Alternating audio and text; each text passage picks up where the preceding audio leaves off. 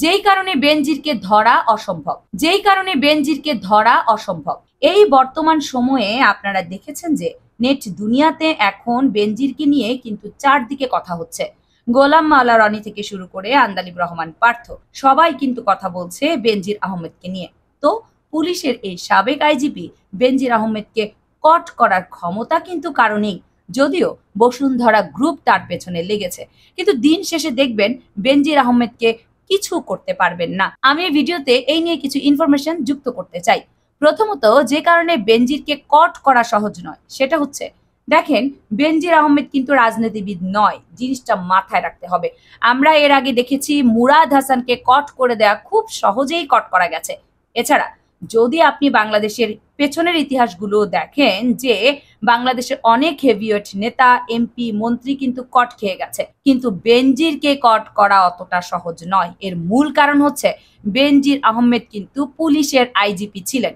বাংলাদেশের পুলিশ হচ্ছে একটা চৌকস বাহিনী, এর আন্ডারে আছে ডিবি পুলিশ, আছে সিআইডি, তারা কিন্তু খুবই চৌকস।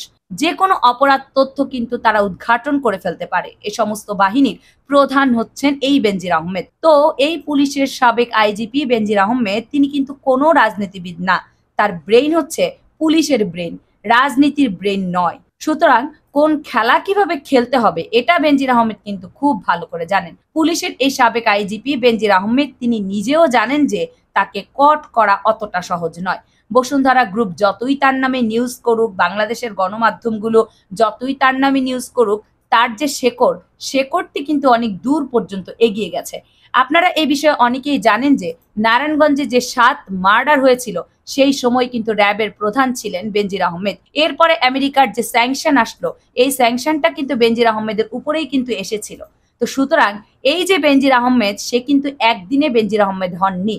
এই বেনজির আহমেদ হওয়ার জন্য তাকে প্রচুর ট্যালেন্ট খরচ করতে হয়েছে, প্রচুর কাঠখড় পোড়াতে হয়েছে, তার প্রচুর পরিকল্পনা করতে হয়েছে, যাতে করে সে যে কাজগুলো করবে কোনো কাজে যাতে প্রমাণ না থাকে।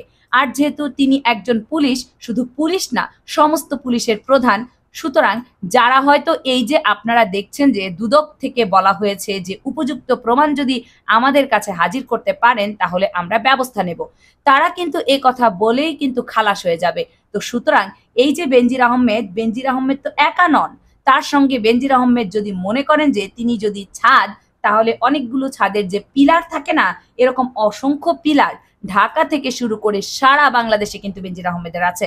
যারা হয়তো মনে করছেন যে বসুন্ধরা গ্রুপ হয়তো এইবার বেনজির আহমেদকে কট করবে বা তাকে ধরাশয়ী করবে বা তাকে তার ইমেজটা নষ্ট করে বেনজির আহমেদকে আউট করে দেবে, এই ভিডিওতে আমি গ্যারান্টি দিয়ে বলছি বেনজির আহমেদকে বোল্ড আউট করা অতটা সহজ নয়।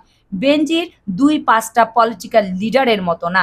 বেনজির আহমেদ পুলিশের প্রধান এবং খুবই চৌখস একজন ব্যক্তি, যিনি কোনো কাজ করলে ওইভাবে প্রমাণ থাকে না, থাকবে না।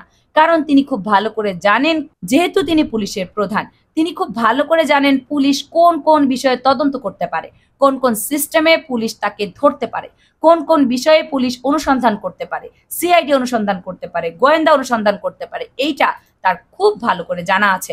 সুতরাং সেই বিষয়গুলি স্কিপ করেই কিন্তু আজকের বেনজির আহমেদ, যারা ভাবছেন বেনজির আহমেদের বিচার হয়তো এবার হবে বা বেনজির আহমেদ এবার হয়তো বোল্ড আউট হতে পারেন, এইটা বাদ দেন, মাথা থেকে ঝেড়ে ফেলে দেন। বেনজির আহমেদ বেনজির আহমেদই থাকবে, তার কিছুই কেউই করতে পারবে না। দর্শক, আমি স্পষ্ট করে বলার পরেও যদি বেনজির আহমেদ অ্যারেস্ট হয় তাহলে আপনারা কমেন্টস করে জানাবেন। আপনি বলেছিলেন বেনজির আহমেদের কিছুই হবে না, অথচ কিন্তু তিনি অ্যারেস্ট হয়েছেন। তো দর্শক, আমি আবারও বলছি, এই বেনজির আহমেদ কিন্তু বেনজির আহমেদই থেকে যাবেন, ওনার কিছুই কেউ করতে পারবেন না। Desk report, KNR media.